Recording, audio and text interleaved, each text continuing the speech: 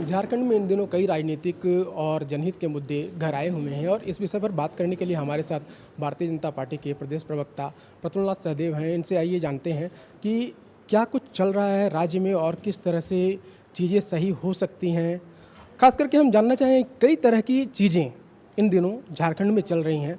इस बीच हम देख रहे हैं कि सबसे बड़ी जो समस्या नज़र आ रही है वो स्वास्थ्य समस्या, क्योंकि घाट पर स्वास्थ्य व्यवस्था का हाल बेहाल नज़र आ रहा है। आज भी बोरियो से एक तस्वीर सामने आई है जहां पर एक महिला मरीज को अस्पताल ले जाया जा रहा है घाट पर। इस संबंध में क्या करेंगे? इसके अलावा बाबूलाल मरांडी ने भी कुछ दिनों पहले गिरिडीह की एक तस्वीर साझा की थी सोशल मीडिया पे। इस संबंध में क्या कुछ कहेंगे?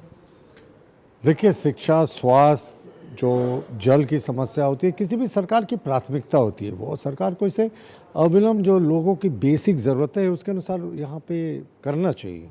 लेकिन कहाँ कर रहे हैं साहब? हर घर में नल से जल में झारखंड वो सेकंड से नीचे वाले सेकंड लास्ट पायदान पर है। और इसके अतिरिक्त अगर आप देखेंगे तो बिजली की जो व्यवस्था है वो तो पूरे तरीके से कोलैप्स कर गई है। और कितनी बिजली रहती है, कितनी जाती है, किसी से छिपा नहीं है। स्वास्थ्य व्यवस्था की बात करें तो यहाँ गरीबों की झारखंड में आबादी ज़्यादा है।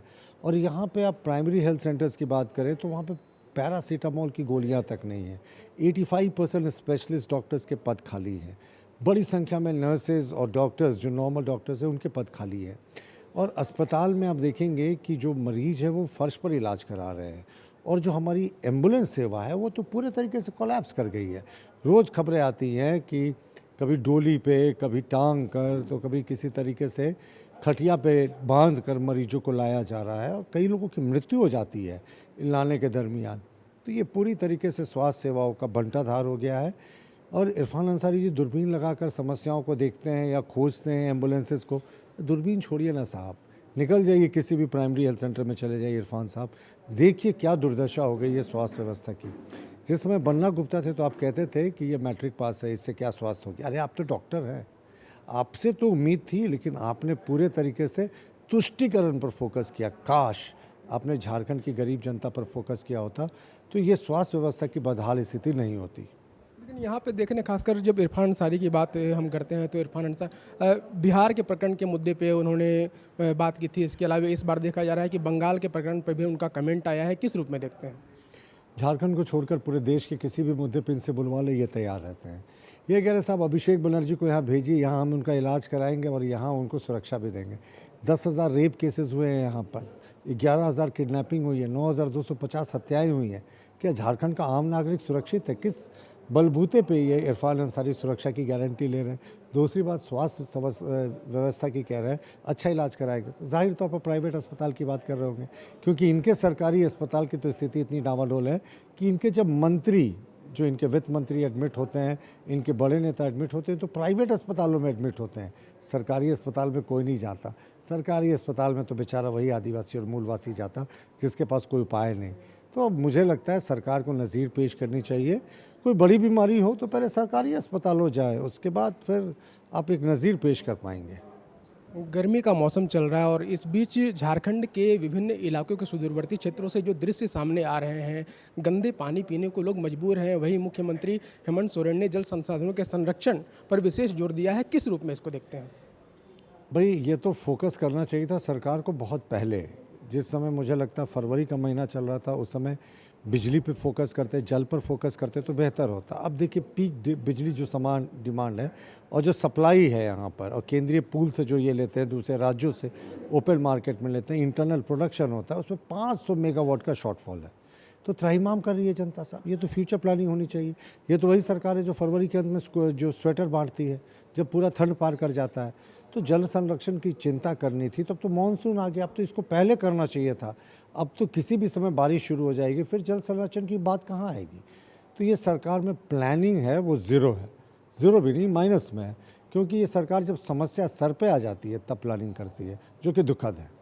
राज्य में ट्रेजरी घोटाला प्रकरण जो सामने आ रहा है उसमें बोकारो से जांच शुरू हुई और टीम जो है बोकारो तक ही कहीं ना कहीं सिमट के रह गई। इसके अलावा हम देख रहे हैं कि जिस तरह से एजी साहब ने रिपोर्ट मांगा है, सरकार नहीं दे पा रही है। किस रूप में आप इसको देख रहे हैं और राज्य सरकार इस पर क्या कुछ कर रही है?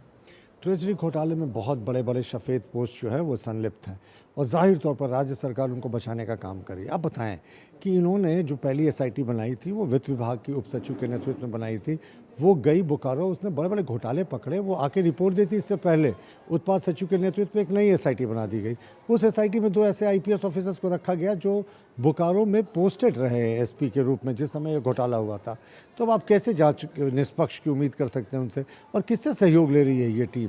उन्हीं ट्रेजरी अफसरों से, उन्हीं डीडीओ से जो अभी भी पदों पे बने हुए हैं।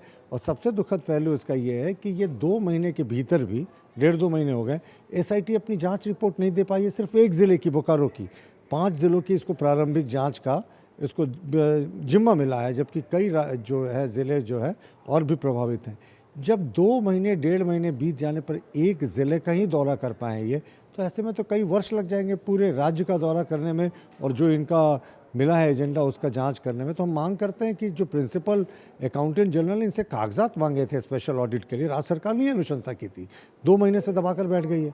तुरंत प्रिंसिपल और अकाउंटेंट जनरल को वो कागजात उपलब्ध कराएं घोटाले से संबंधित और एसआईटी जांच में तेजी लाए, वरना यही लगेगा कि सरकार पूरे मैटर को कवर अप कर रही है और इनसे जांच नहीं संभल रही तो केंद्रीय एजेंसियों से जांच की अनुशंसा करें।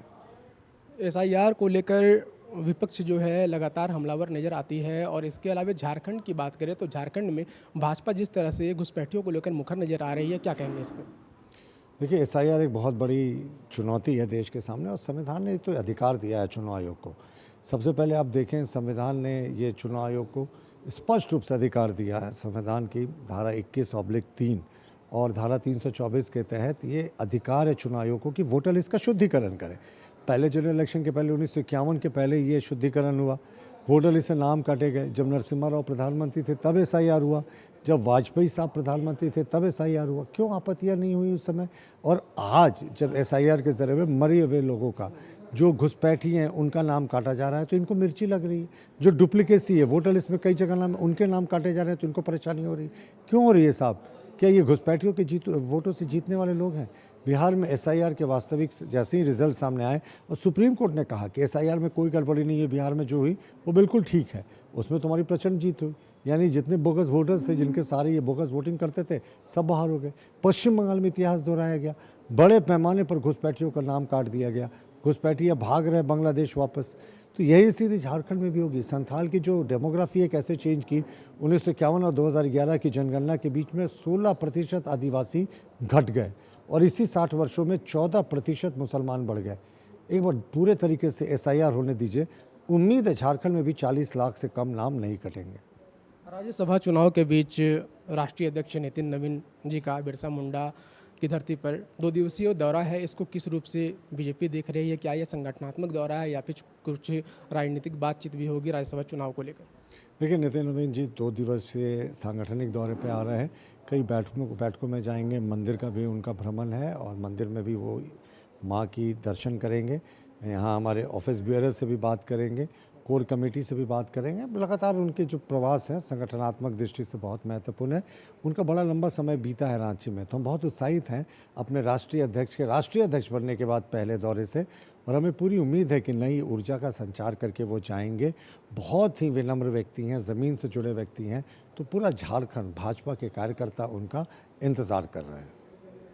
तो यहाँ पे हम बात कर रहे थे भारतीय जनता पार्टी के प्रदेश प्रवक्ता प्रफुल्लनाथ सहदेव जी से। उन्होंने कई ज्वलंत मुद्दों पर भी अपने विचार रखे। इसके अलावा सांगठनिक परिप्रेक्ष्य में भी उन्होंने कई बातें कही। डीडी न्यूज़ रांची के लिए सहयोगी विकास कुमार के साथ मैं प्रणय प्रबोध।